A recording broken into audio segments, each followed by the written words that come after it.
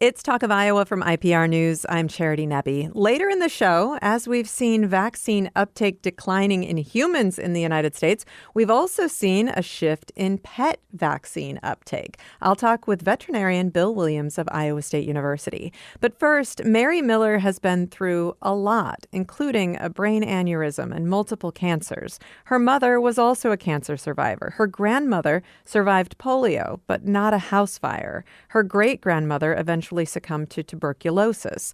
Miller's daughters have both faced their own health challenges, and as mental health professionals, they also started to think it could be important to explore their family history and how these challenges may be linked. Mary dove deep into family history and research about generational trauma. The result is her memoir, That Which Does Not Kill Us, an intergenerational memoir of legacy trauma. Mary Miller grew up in Appleton and now divides her time between Okoboji and South Dakota, and she's with me now. Hello, Mary. Hello. Thank you so much, Charity, for having me. This is such a thrill. Well, it's wonderful to have you here. And Mary, we're going to talk about the women in your family through all of these different generations, but I want to start just with your personal health journey because it has been so complicated, and the brain aneurysm is really where that story begins. Tell me what happened. Yeah, so it was Memorial Weekend of 2004, and I woke up with double vision and thought, well, that's odd. But after about 45 minutes, it resolved, and then it was fine, but it came back the next day and resolved again. And eventually, after a few days, it didn't resolve. It stayed. And what happened is it created a ghost image.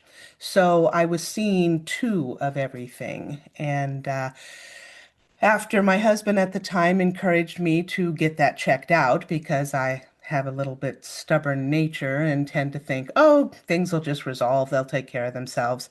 And I, went on with my summer activities, but we eventually went to Mason City and had scans, and those scans showed that I had a spot on the brain stem, but there was also a spot on my left kidney. So the doctors there in Mason City were just amazing, and I love it when health professionals, anybody really, that they recognize they're out of their wheelhouse. And she said, because she was a cardiologist, she's like, you need to go to Mayo in Rochester. So made appointments, and what they determined was that, yeah, I had a brain aneurysm that was pressing against the fifth optic nerve of my left eye that was causing the double vision. But then they also noticed that there was that spot on my left kidney. Wasn't sure at the time whether or not they were related. They were independent. So it was actually because of the brain aneurysm is how they found the kidney cancer. So it Wow. really was, if you could consider a brain aneurysm to be a blessing, mine was because it led to them finding that tumor on my kidney. So you went through so much during that period, and it has continued. You've also, you are a cancer survivor multiple times over at this point? Yep. So then I had the surgery to remove 2% of my left kidney, and I was going back for regular checkups to Mayo, and I'd made it to the 7-year mark. And, thinking yeah, everything was looking great, which it was as far as the kidney cancer, and the clip in my brain stem was holding, so everything was good with that. But in the scans, it showed that I had some lymph nodes in my neck and my abdomen that were looking a little wonky. And so we did some biopsies for that and discovered that it was follicular B-cell lymphoma or non-Hodgkin's lymphoma. So again, that the kidney cancer, because I was going back continually for checkups, they found the lymphoma. Who knows how long that the lymphoma would have gone on if I hadn't had the regular checkups because of the kidney cancer. How is your health now? I had my last chemo for the non-Hodgkin's in 2021. And I go for two checkups a year to Rochester, and everything's looking good. So I'm 5 years in remission. So Your daughters also have their own health challenges. As I mentioned, there have been a lot of health challenges in your family history. Tell me what happened to connect the dots in your mind that made you think, oh, we need to learn more about what these women who've come before us have been through and what that might mean for us. How did that light bulb go off? Each time I would tell people or health professionals or my daughter would talk, when you talk to doctors, they want to know your family history. And so we would give them, they would give mine and then their grandmothers, my mother's, and you do that to kind of set the foundation. And so health professionals and other people were just, shocked at how many health issues that not only my daughters and I have had, my mother, but going back those generations as well. And people inevitably would say, "Oh my gosh, you need to write a book about this with everything that you've gone through." And to shock health professionals, that's a pretty good task to do. So then that kind of got us thinking that maybe this isn't normal. Maybe not everybody goes through as many health challenges as what we have. Well, and genetically, we can be predisposed to certain health challenges. We know that now, and we don't, we learn more with each passing year about genetic predispositions to different things and links. But where did, in your mind, again, the connection between not just the health problems, but the trauma that the women in your family had survived connect and make you think, oh, there's more to this story? I really have to credit my daughters with that. As you mentioned, they are both clinical mental health therapists. So they have, Maddie has her master's in social work, Mackenzie has her master's in clinical therapy. And in their coursework and in their practices, they were reading books about epigenetics and legacy trauma. Mark Wolyn's "It Didn't Start With You" was a great book that they read and shared with me. Bessel van der Kolk's book, "The Body Keeps the Score." They read that one and passed that on to me. Galit Atlas's book on emotional inheritance.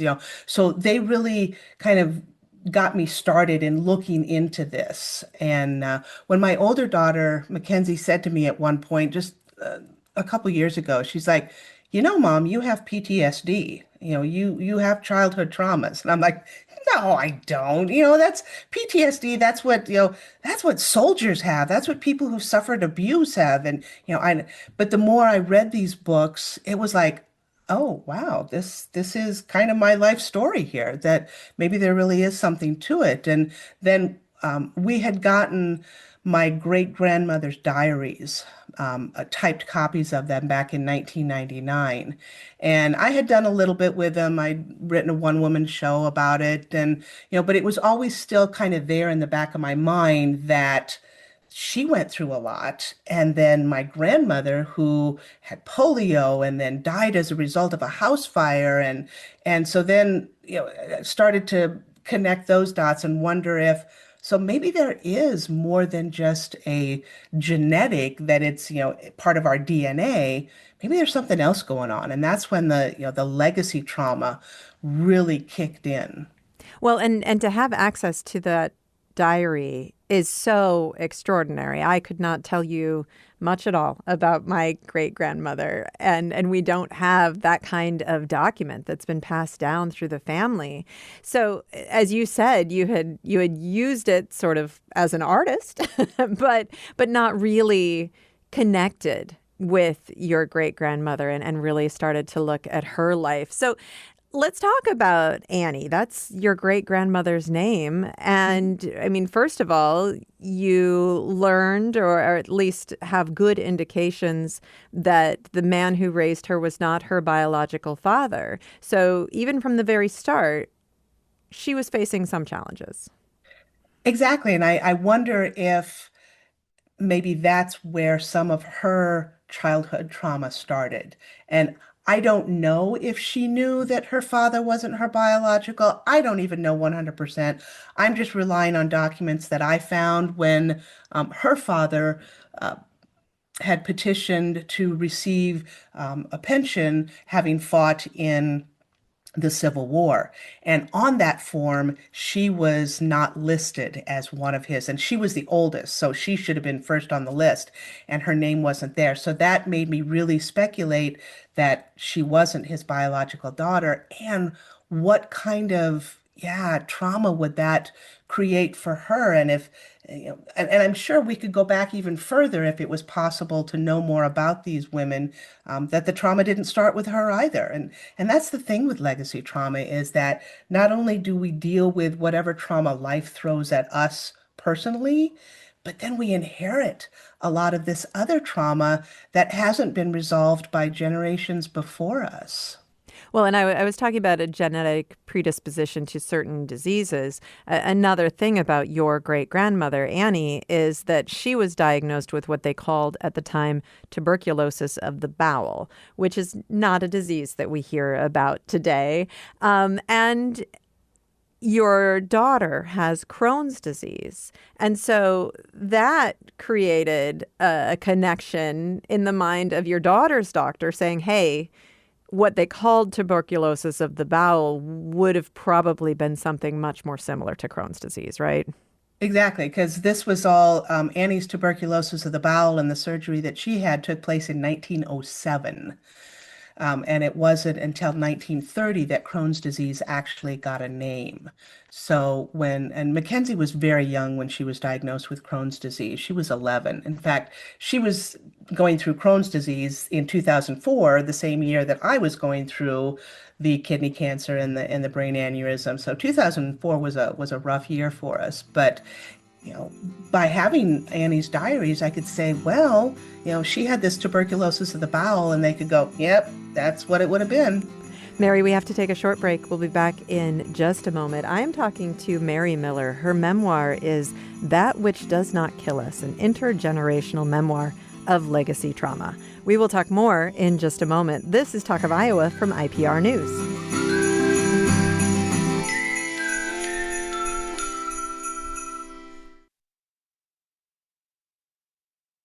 It's Talk of Iowa from IPR News. I'm Charity Nebbe. With me right now is Mary Miller. Her memoir is That Which Does Not Kill Us, an intergenerational memoir of legacy trauma. She herself is a survivor of multiple cancers and a brain aneurysm. And throughout her family history, there have been all kinds of really incredible health challenges. She started researching her family's past and putting things together in an effort to understand the health challenges her family has faced and also how they may be related to generational trauma. And Mary, just before the break, we were talking about your great-grandmother, Annie, and you had the opportunity to learn quite a bit about her because she left behind this diary that has been passed down through the generations. And she had been diagnosed with tuberculosis of the bowel, which we know now is not tuberculosis, but probably something else, something like perhaps Crohn's disease, which you also have a family experience with because your daughter has been diagnosed with Crohn's disease.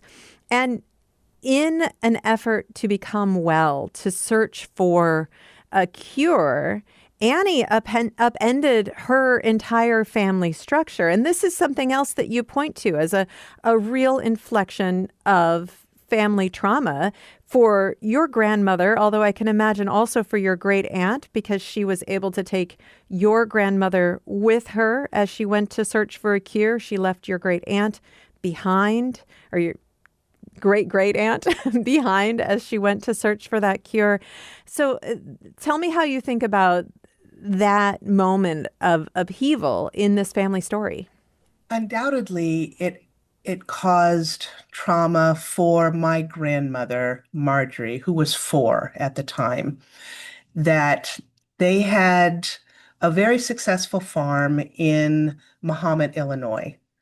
And then when Annie was diagnosed with this and had the surgery and she just wasn't getting better, uh, I guess she doesn't actually come out and say it, but that she couldn't leave Annie, who was 4 back in Illinois with her husband. my great Aunt Maisie was about 10 years older, so she would have been close to 14 at the time. So I don't know if the thinking was Maisie will stay and take care of the household and whatnot, but I'm taking 4-year-old Marjorie with me to Colorado, and Annie lived with her brother and sister-in-law. And the doctors out in the sanatoriums in Colorado Springs, which is where at the time that's where most people went to chase the cure, was to Colorado Springs. And the doctors there said that it had impacted her lungs as well. And tuberculosis is it's an inflammation, and so which Crohn's is as well. So it did impact her lungs somewhat. But so she's already not feeling well. 4-year-old Marjorie, my grandmother, had to have seen that. I mean, at 4 years old, that's how old my oldest granddaughter is right now. Very self-aware, and they know if somebody's not feeling well. So undoubtedly, Marjorie at the age of 4 was seeing what her mother was going through, and the impact that that would have had on her. And you have to wonder if that stress and that trauma that she was going through then made her a little bit more susceptible. Maybe I guess I speculate because I don't know for sure, but I'm guessing she was around the age of 16 or so when she developed polio. But would she have developed that? She survived. She had limb impairments as a result, but if she hadn't endured that stress and that trauma, would she have been so susceptible to polio? And then my mom was 3 when she witnessed her mother on fire. Yeah, this is Their such house a caught on fire. start that story. So your mother's memory is that she was out in the driveway with her older brother, her 5-year-old brother at the time, and heard an explosion in the house. Tell me what she remembered happening. Yeah, and at 3 years of age, she was standing next to her older brother, who was 5 or 6 at the time, and heard this explosion. But they were told to wait by the car. They were going to some church event, and saw her mother running out of the house, throw herself into the stock tank to douse the flames, then run back into the burning home to rescue my mom's infant sister. And the thing is, again, mom was 3, and we stood in that exact same spot many years later, and her brother, my Uncle Arthur, was standing there too, and he corroborated it. He was like, yeah, that's exactly. How did you know that? How could you? You were only 3. Right. But that in itself is an indication that such traumatic events literally burned itself into mom's memories. And then that was a point where, again, I mean, that physical trauma, the trauma of experiencing that disaster, seeing her mother suffer, and she didn't have clear memories of her mother's suffering, but still, that they experienced so much. But then also at that point, that family was torn apart. Her Mhm. brother Arthur wound up in an orphanage, and the 2 girls were sent to Iowa, right? Right, because it's 1933. My grandfather, who was actually trained as a minister, he was working living as a farmer out in Colorado, but he was not trained or prepared or wanted to. I don't know the reasons, but yeah, he had originally left my Uncle Arthur in Colorado with Aunt Maisie to watch while he took my mom and her sister by train to Iowa to be raised by his sisters. Unfortunately, when Grandpa got back to Colorado, Aunt Maisie had put him in an orphanage. Grandpa didn't get him out, so Arthur stayed in there for, probably the next 10 or 12 years. Wow. So, moving on to your mother, who again was raised by an aunt in Iowa, um, and your parents had 4 kids, sort of in 2 sets. You have 2 older brothers who were close together, and then you and another brother came along many years later. And in many ways, you feel like you were raised by different people. I think a lot of people whose parents were very young for the first few kids, and then there are other kids who come along think, wait, those are like different families. Yep. But your mom really, really struggled with her health as well. And when you were a very little girl, she was diagnosed with cancer and went to the hospital, but nobody told you what happened. Well, if they did, again, I was 4. This was 1968. And at that time, hospitals had the policy that children under the age of 12 could not be on the patient floors. even apparently children of patients. And so I might have been told where my mother was, but at the age of 4, who knows what a hospital is, right? All I knew was that I was being cared for by friends, relatives. My dad was working for the town that I grew up in for Applington. He'd work for them during the day, so I stayed with friends and relatives, and then he'd go visit mom in the hospital at night. And again, so, it wasn't just a matter of that, mom wasn't there and I didn't really know where she was, but I didn't have my dad around either. And by that time, my oldest brothers were, because they're 14 and 16 years older than I am, so they were 18 and 20 years old, pretty much out of the house at that point. So yeah, it was a big mystery in it, and it was that I think is where a lot of the trauma and the stems from was when I was 4, and mom just basically disappeared, and I didn't know where she was, if she was coming back. You wrote about that in the chapter that you dedicate to your childhood. Would you read a little bit of that for us? Absolutely. This was a difficult chapter to write. I felt disloyal. I was her protector. In the dreaded anticipation of writing mom's chapter, I gradually began to change my hairstyle. After my most recent chemo in 2021, I'd lost my hair, and when it came back, I looked just like mom. Because of this similarity, I couldn't, in good conscience, write disparaging things about her while looking at her reflection in my mirror. Mom never got to compare her appearance through the years with those of her biological mother, whose last photograph was taken when she was 22.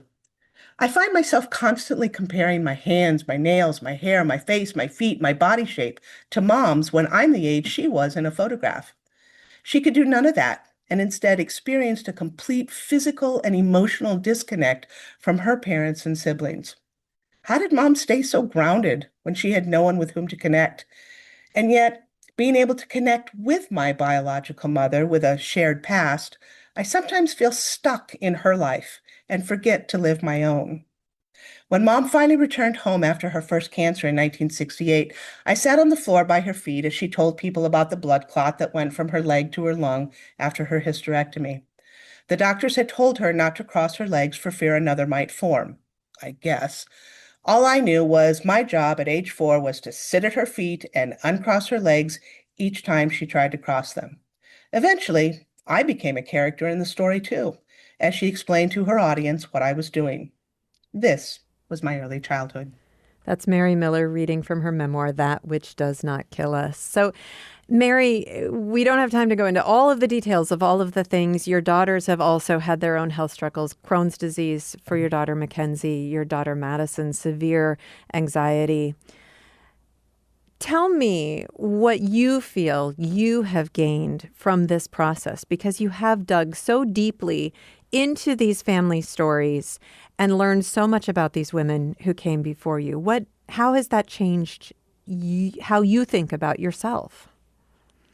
Well, before I started the book, I really didn't have a maternal grandmother or a maternal great grandmother. In fact, up until writing the book, it was still great grandma. I wasn't even great grandma, it was Annie and it was Marjorie. I didn't even put the moniker of grandma anywhere with them. So doing this research and learning so much more about, especially my grandmother, because I mean, my mom was 3 when she died, so she didn't even know her, right? So it was a way of kind of regaining family members that I never had. And growing up, most of the family members and gatherings were on my paternal side. So it was nice to have that connection with my family members on my mom's side. You also learn to give yourself some grace. There are things about yourself that you've been frustrated with over the years. And I get the sense from reading this that that's been transformative for you. And part of it was as I was writing this, and I'm thinking, most of these women, my mom, my grandma, my great grandma, they can't defend themselves. There's no rebuttal that they can make. They can't refute any of these claims. And so I thought, well, if I'm going to be brutally honest about their lives, I need to do the same. And so I need to reveal these things that maybe would have been taken to my grave otherwise, but in all fairness, I needed to be that honest as well. And honestly, the readers who have contacted me or connected with me have said how much they appreciated that honesty. And it it's not easy. And writing a memoir is not for the faint at heart.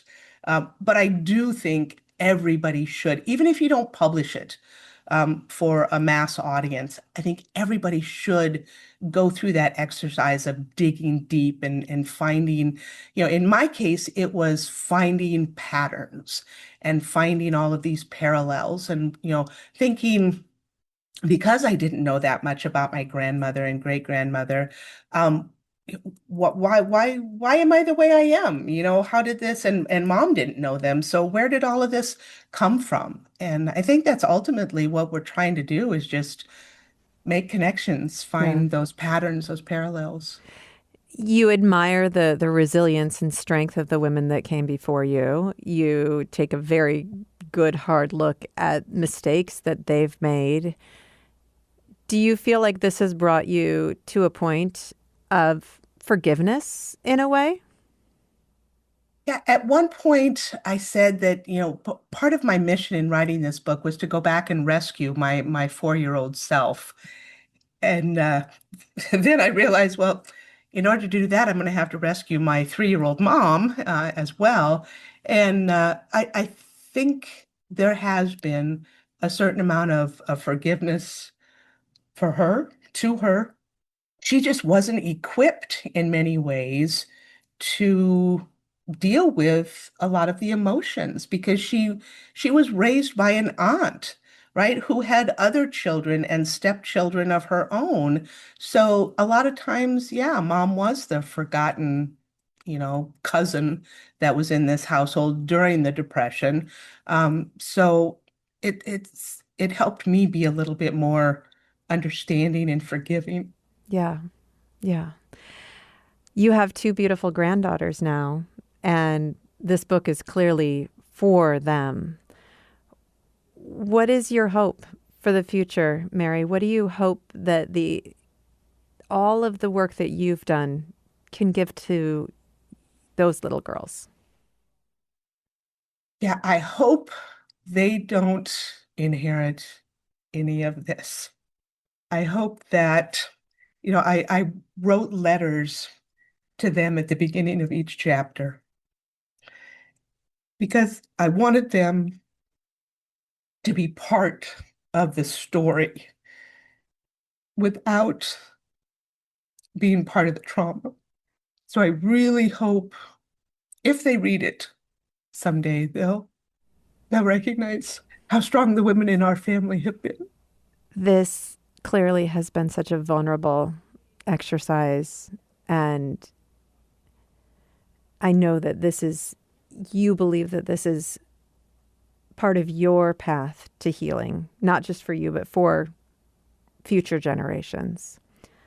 Absolutely. Yeah. And sorry, I do get very emotional, especially talking about my granddaughters. But yeah, it started out, the book started out to be kind of an homage to my great grandmother. And then as I wrote it, I realized that this is about healing me. This is about healing my daughters, but hoping that my granddaughters don't even have to know about generational trauma. I mean, that they know what we went through, but they won't have to experience it personally. That they have Maddie being a mental health therapist. She does just an amazing job with the girls of, helping them feel their feelings and express those feelings. And in many ways, I didn't have that. My mom didn't have that. Her mom didn't. And, I think part of it is the times in which we were raised, but also, we come from that European stock where you just suck it up and take it, and you don't necessarily feel the emotions, which is something as I was writing it, I was constantly having to force myself to focus on the emotions. Mary, thank you so much for sharing this with us. And I think we all hope with every generation we'll just keep moving forward. So congratulations. Thank you. Thank you very much. Mary Miller is the author of the memoir, That Which Does Not Kill Us, an intergenerational memoir of legacy trauma. This is Talk of Iowa from IPR News. I'm Charity Nebbe.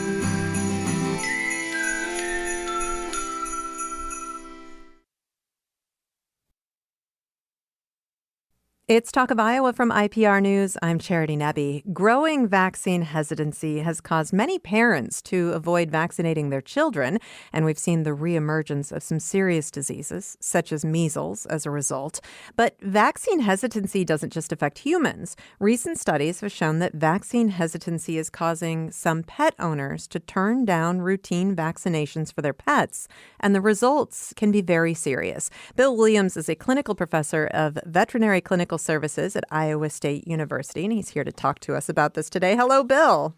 Hi, Charity. How are we doing this morning? Good. Thank you so much for being here. And Bill, I understand that in your private practice before you shifted to full-time at Iowa State University, you weren't personally really experiencing a lot of this vaccine hesitancy, but you have seen a growth in people maybe just asking more questions about some of those routine vaccines?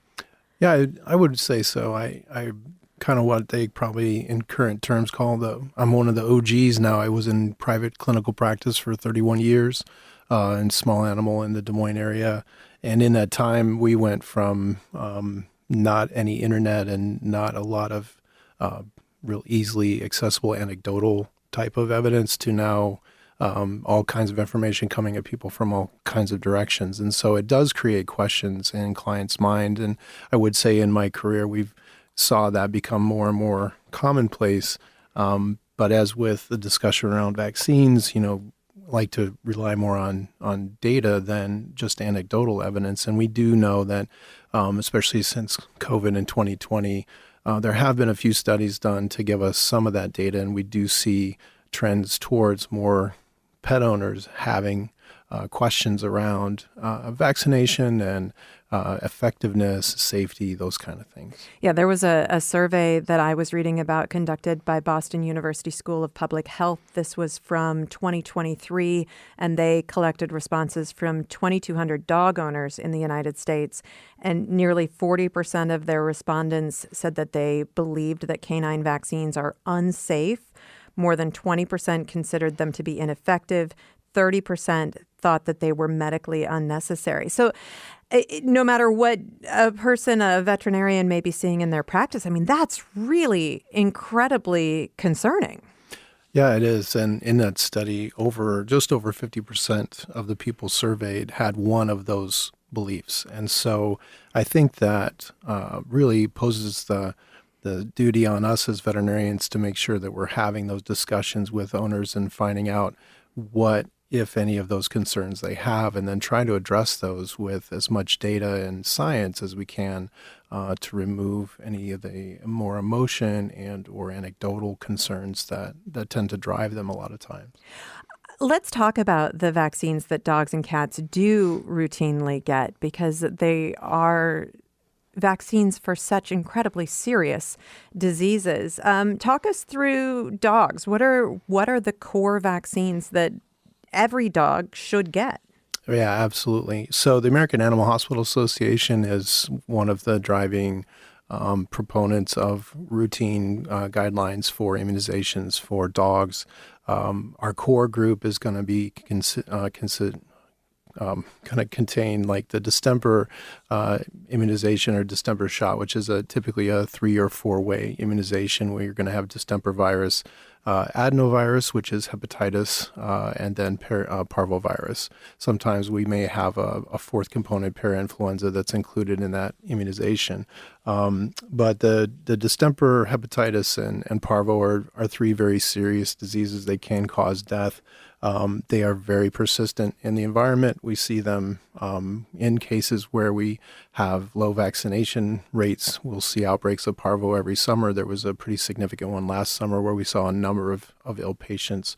Other core vaccines for dogs are going to include rabies for sure, and their rabies is pretty readily acknowledged and recognized by most everybody. We know that it's not only a problem for animals, but for humans, and in almost every case fatal if it's acquired. So that's going to make up the bulk of our core.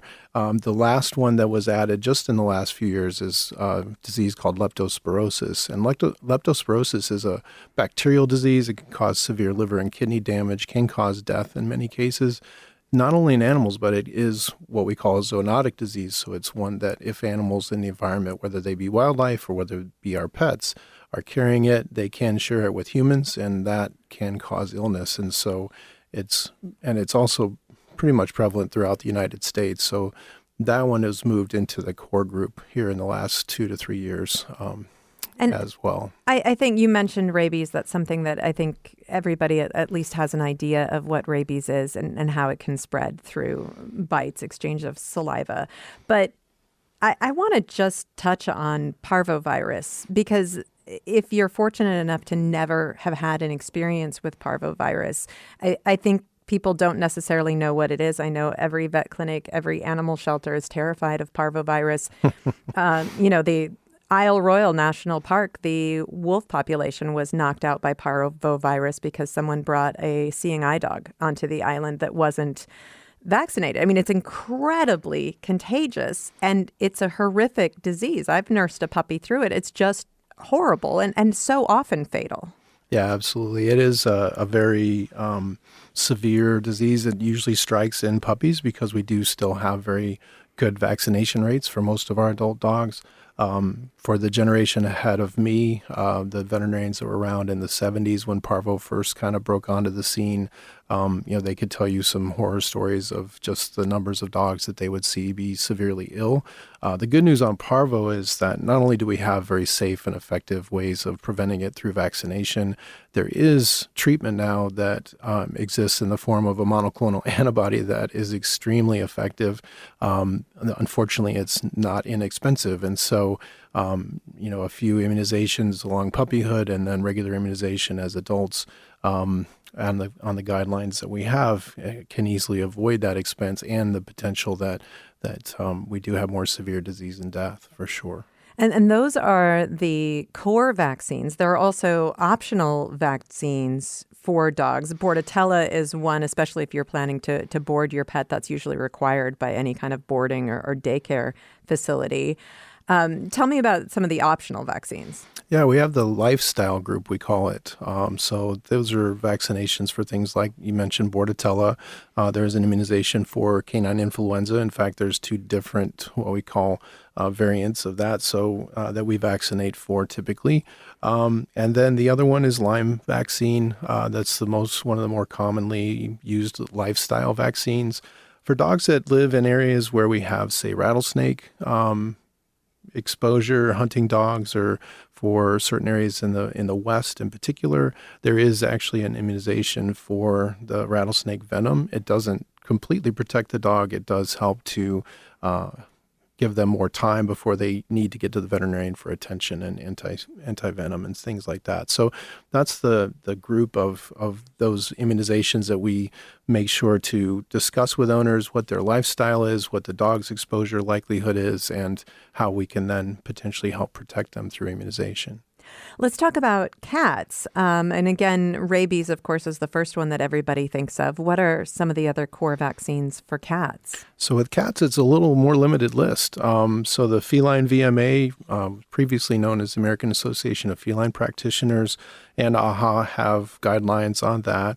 The other primary core vaccine is the FVRCP, which is a three-way immunization: feline viral rhinotracheitis, calici, or panleukopenia, and the panleukopenia is parvo actually for cats. So cats were kind of the culprit when it came to who gave parvo to dogs back in the 70s. But that's the other core on top of the rabies, and one that all kittens should receive. And then as adults, a recommendation is every 3 years once they've had their adult booster.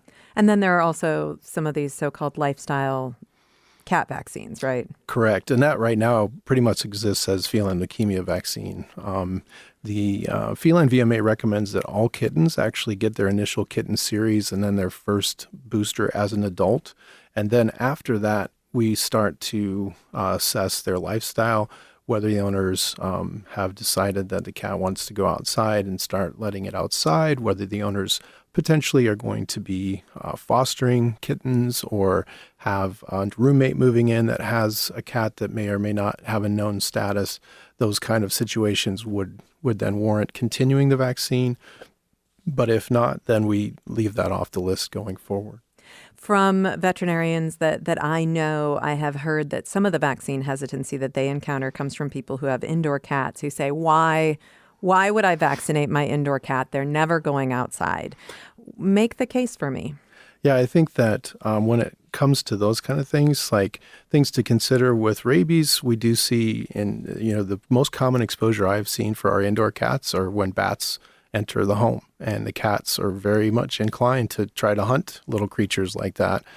So we commonly will see situations where owners get up in the morning and, oh, cat's caught something. Oh, it's a bat. And now we've had an exposure potentially. So that's probably the most concerning one of all. Cats do sometimes escape the house when we don't expect it. They do things, they make choices we'd rather they not. And if they do, then we'd rather that protection is in place, because prevention only works when it's in place ahead of time. We also see people over time tend to get new animals, add them to the house. Those animals, as they come in, may be carrying things that we can't see on the outside and put the cat that exists in the home at risk. The cat may need to be emergently boarded or hospitalized, and if so, it's going to be around other animals, and there's potential exposure that may occur there. So a lot of reasons that those kitties do still need protected. It really comes down to then just having that discussion with your veterinarian as to what the right schedule. Our vaccine guidelines now are spread out 3 years for adult immunizations on cats. So we try to give as few shots as we can over their lifetime, but still make sure they're protected. So what are the possible downsides to vaccination? I mean, obviously, I don't want any of my pets to get rabies. I don't want my cats to have FIV. I don't want them to have Lyme disease. What are the downsides?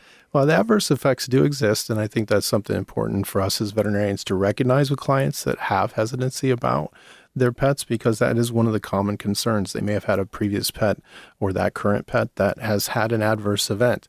If we look at the data, currently the USDA Center for Veterinary Biologics is who tracks that. Right now we know that the data would suggest that those adverse events that are reported occur maybe 4 to 5 patients out of every 1,000 that are vaccinated. So it's an extremely low rate to begin with.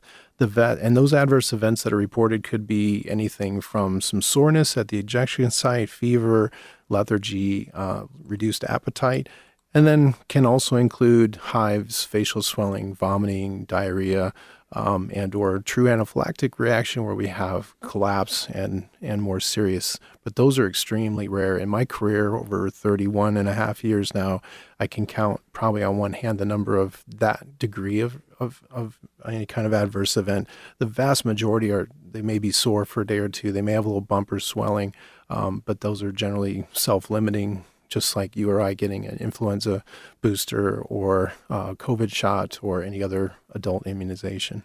We heard from Julia, who's a vet tech in Illinois, and she's also been experiencing this vaccine hesitancy. And she said that a patient said to her, "I don't want to put any more poison in my dog than I have to," when I told them how important it is for puppies to get fully vaxxed. And then she's also run into people who are refraining from using flea, tick, or heartworm meds because of the same reason. And at their practice, they're seeing an increase in preventable diseases like Lyme, heartworms, and intestinal parasites. So, I mean, this is very powerful preventative medicine, and the consequences can be extremely serious. Yeah, they can for sure. And I think just like we've seen on the human health side, the likelihood of these preventable diseases, whether they be parasitic or viral or bacterial, certainly go up as we see reduced rates. What we don't have good data on right now in the veterinary world is just what people's opinions or attitudes around vaccinations actually mean for the vaccination rate. There was one study recently looked at those attitudes that showed, similar to the AVMA study or the other survey that you mentioned, hesitancy rate between 22 and 26%, depending on whether you're talking about dogs or cats. But in those groups, only 4% of the dogs were not vaccinated for rabies, and only 12% of the cats were not vaccinated for rabies. So it's not necessarily that they refuse or decline all immunizations. They may be more selective. And it's our job as veterinarians and as veterinary teams to really just get into that discussion and try to help them to understand the importance of making the choice to vaccinate and or use prevention for parasites, what impact that might have on the families. And in the case of intestinal parasites, there are several of those that are zoonotic, as well as rabies and lepto and things like that. And then helping them to understand topics that are causing them to be hesitant, and then meeting them where they are and doing the best we can for the pet and its family that it lives with. Veterinary clinics have the option of saying, well, if you're not going to get vaccinated, we're not going to treat your pet because, again, many of these diseases are contagious, and having an unvaccinated animal in your vet clinic can really cause problems for other animals that also come into the clinic. But obviously, the goal of every veterinarian is to convince that client to get their pet vaccinated. Briefly, do you have advice for how to have a productive conversation about that? Well, I think that for sure, many clinics say will decline to do routine elective things like nail trims or other procedures that are going to put their staff at exposure if the animal is not at least current on a rabies immunization. But I do think that, it's important to then have that discussion, ask those questions, what their concerns about immunization or testing or the preventives are. Has the pet had a previous reaction to medication and or immunization? What other things are causing them to be hesitant, and then by listening, by having a conversation and not just giving them direction, we can help establish rapport enough that they trust us. We have seen study that suggests that hesitancy tends to go down the longer a client has been in a practice and knows the veterinarian. So just establishing that relationship, allowing that trust to become a thing, communicating with people, and just being human about it is the best that I can say. Bill, thank you so much for talking with me today. Thank you. I appreciate it, Charity. Bill Williams is a clinical professor of veterinary clinical services at Iowa State University. We've been talking about vaccine hesitancy among pet owners. Talk of Iowa is a production of IPR News. This episode was produced by Danny Gear with technical support today from Nev Kelly and Steve Cooper. I'm Charity Nebbe. This is Talk of Iowa from IPR News.